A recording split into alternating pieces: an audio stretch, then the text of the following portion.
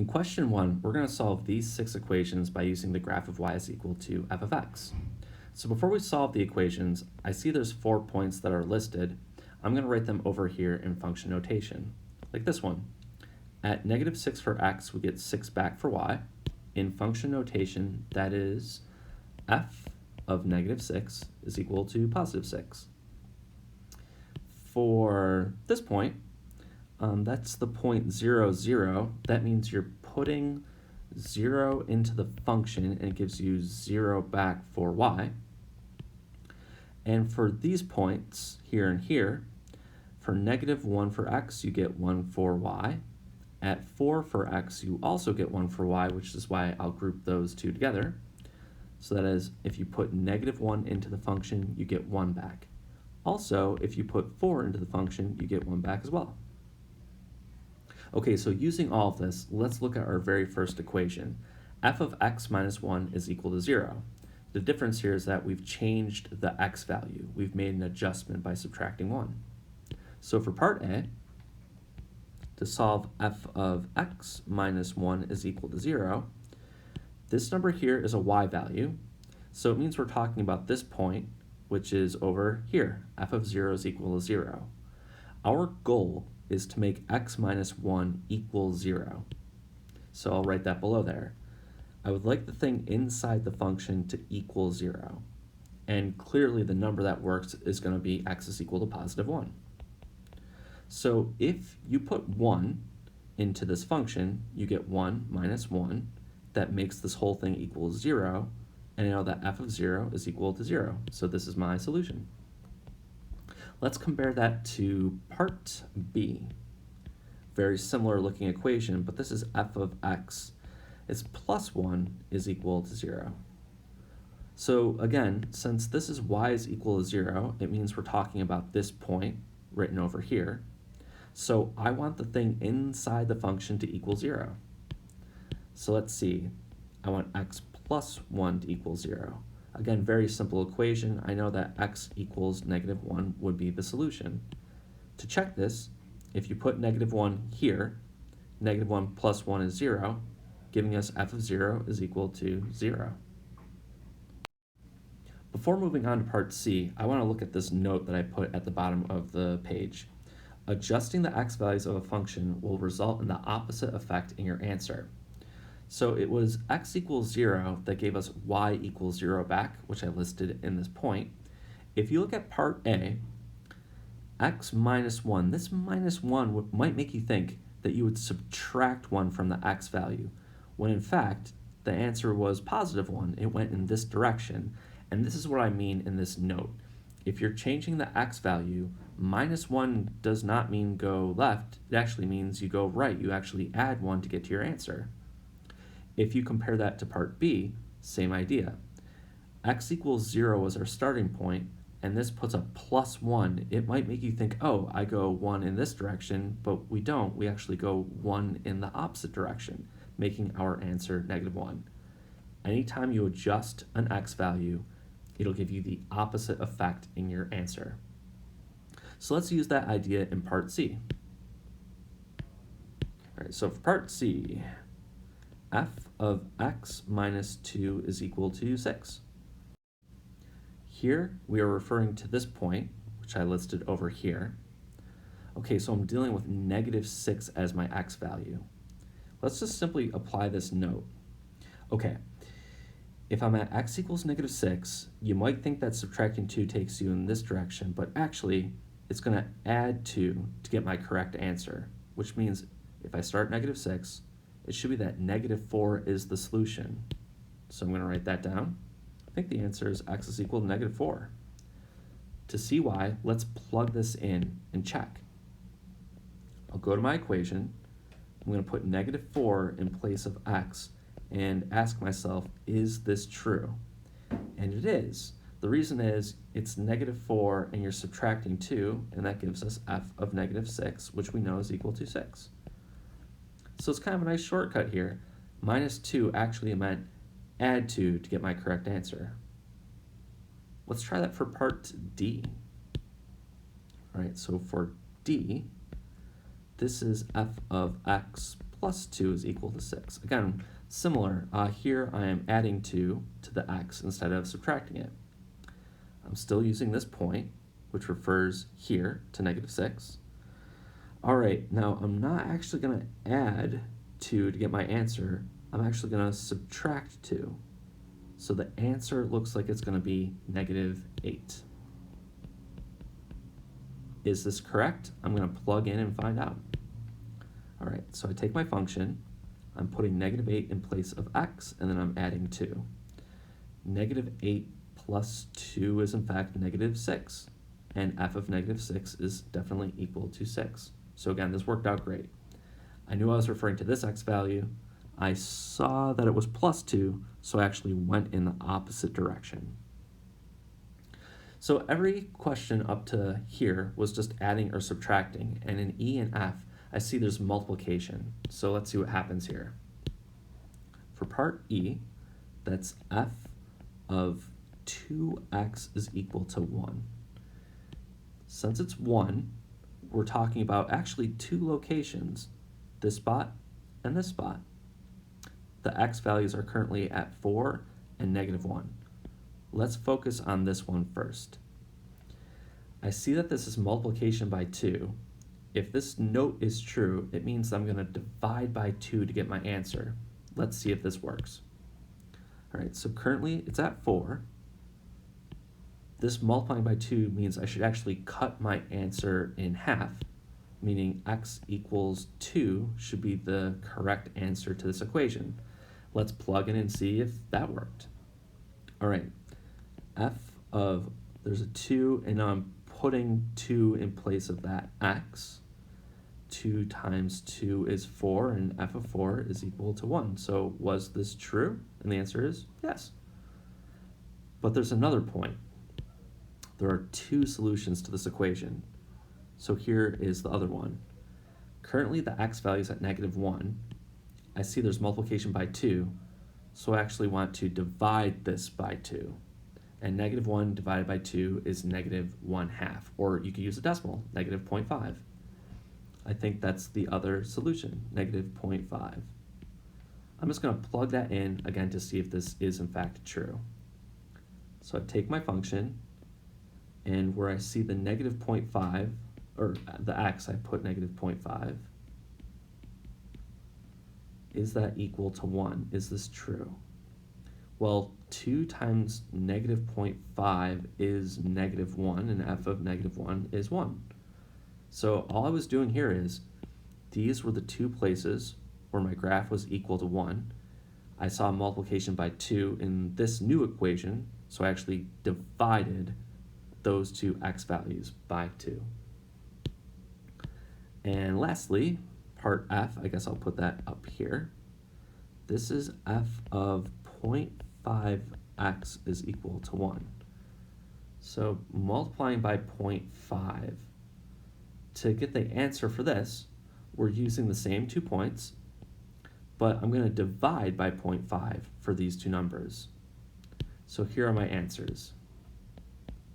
If I divide 4 by 0.5, it really means I've multiplied by 2, and that gives me 8. If I plug that into my function, let's see, f of 0.5 times 8, does that give me 1? And 0.5 times 8 is 4. Yeah, f of 4 is definitely equal to 1. Okay, for the other x value, okay, this is negative 1. If I divide it by 0.5, it gives me negative 2. That should be my other solution. And again, I'll just check to make sure that this is true. F of its 0.5 times negative 2, is that equal to 1? Let's see, negative 0.5 and 2 gives me negative 1 is equal to 1. So this is again a true statement. So the shortcut is, if I'm multiplying by 0.5, it actually means I'm doubling my answer. 4 went to 8, and negative 1 went to negative 2. For question 2, given the graph of y equals f of x, which is here, we're going to sketch these 6 new functions. Let's look at part A. I see that since it's f of x, we have not adjusted the x value whatsoever, and then we have this plus 4 outside the function. That means we are changing the y value. Anything outside of the function changes your y value. Anything within the function changes your x value. So here it says add 4. The nice thing about changing the y values is that it does exactly what you would expect. Here, in part A, I'm going to add 4 to the y values in this graph. So let's start with this one. The y value is currently at 6. If I add 4, it goes up to 10.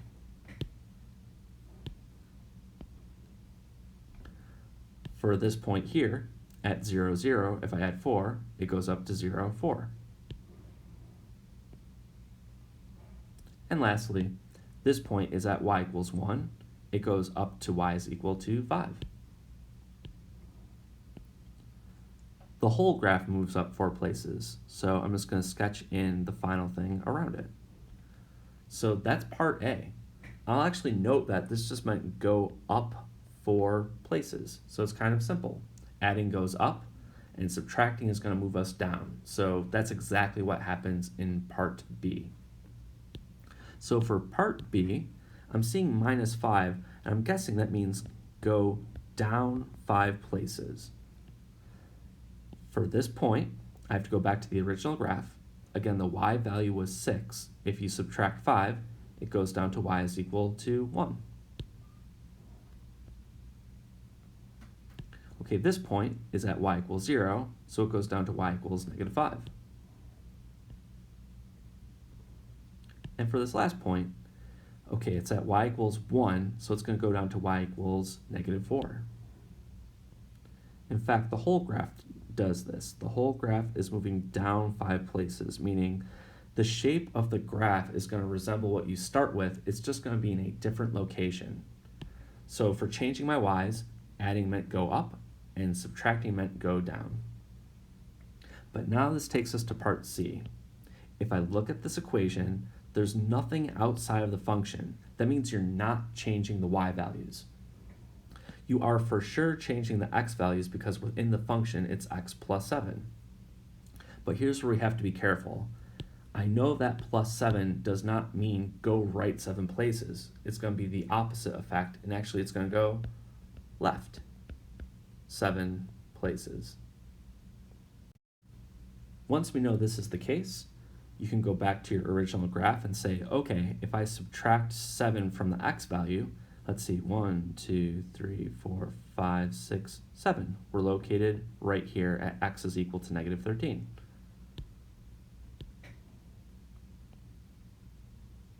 I can do that for the other 2 x values, like this one. If you subtract 7, it's going to go from 0 to negative 7. And there's one more. This one has an x value of 4. If you subtract 7, it's going to go to negative 3, which is right here. In fact, the whole graph is doing this. So I'll just connect those pieces like this. And so the shape of the new graph, it's left 7 places, and it resembles what we started with. Okay, let's check out part D. F of x minus 11. All right, so for this one here, again, we're changing the x values. And this minus 11 actually means I'm going to add 11 to every single x value. So if I start with this one, it's currently at negative 6. If you add 11, it's going to go to positive 5. So I'll put that here.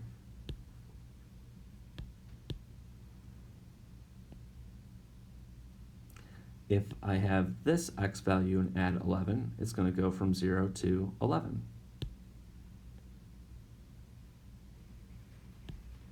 And the last one here is currently at 4, and if you add 11, it's going to take you to 15, which is located there. And if I connect these, I get my final function. So this meant go right 11 places. For part E, here we're only changing the y values. Again, there's nothing different with inside the function. This 2 is outside the function, but this is not addition or subtraction, it's multiplication by 2. What that means is, for like, let's say this y value that's currently at 6, you're going to multiply that 6 by 2, which will take it up to 12. This is going to happen for every single y value, which means we're going to double all of the y values. So this one, again, is up at 12. So start at y equals 6, multiply by 2 to get to y is equal to 12. All right, let's see. Right here we have a y value of 0. And if you double that, well, 2 times 0 is 0. It actually doesn't go anywhere. It stays right where it is. And for this last one, the y value is currently at 1. And if you double 1, you get 2. So if I sketch the entire equation, we get this. So this is different. This isn't a shift. It isn't like it uniformly moves up, down, left, or right. It actually stretches. Anything that is at 0 is stuck at 0, but points that are not at 0 get pulled away. So this is what it would look like to double the y values. And for the last part, part f, y is equal to f of 2x. So this 2 is within the function, so that means you're adjusting the x values. So it's 2 times x, but I know that means the net result is going to be to divide every single x value by 2. So let's check that out. Here, this point has an x value of -6. If you divide that by 6, it goes to -3. So this new point, it's not at -6, 6, it's at -3, 6. The reason is it started at x is equal to -6, and if you take half of that, it goes to -3. All right, the x value here is 0, and if you divide 0 by 2, it actually doesn't move. It stays right where it is, so nothing happened there. But this last point is that x is equal to 4, and if we take half of that, it goes to 2. Every point on the graph is doing this, so it gives us this picture here. This is the graph of y equals f of 2x. So this is not a stretch. The graph is actually being compressed. That makes sense. If you divide every x value by 2, it should get closer to the y-axis.